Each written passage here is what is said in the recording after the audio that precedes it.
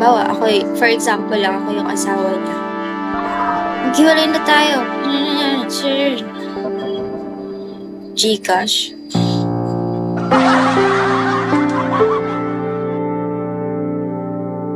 Papigay kita. Ayoko. Bakit ko may mukha akong alipin?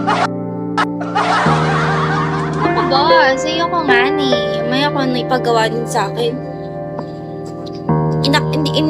May nagpapigay sa akin ito. Hindi ko in-accept.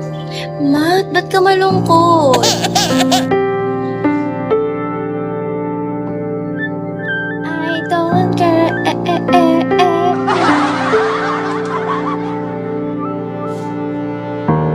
Dinihanap tayo ng drop na. Ayun po, Kuya Lev.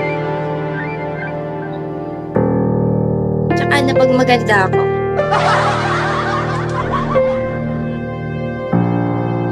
Hindi si Clips yung parang tipong pag sinabi ko mag-iwala na tayo, ayoko na, pagod na ako. Parang siya yung tipong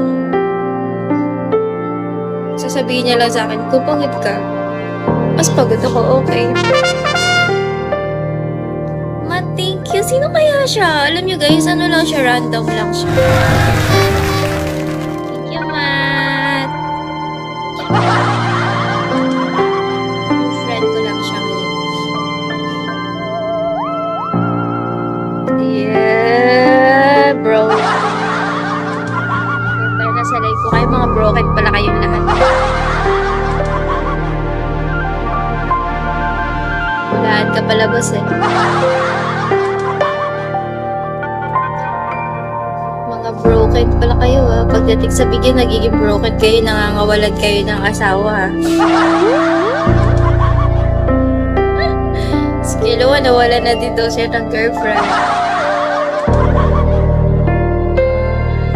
Matt, thank you.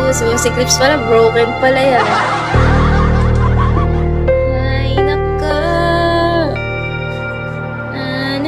Hi po sa lahat pa na nandito sa live ko.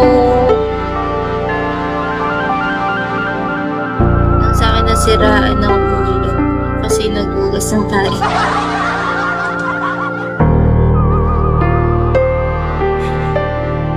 Nagkasakit ng Down syndrome.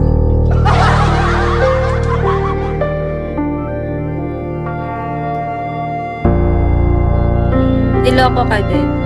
At parang yung subo nyo, parang puro babae yung nagloko. 100 na lang guys, 3-star na ako.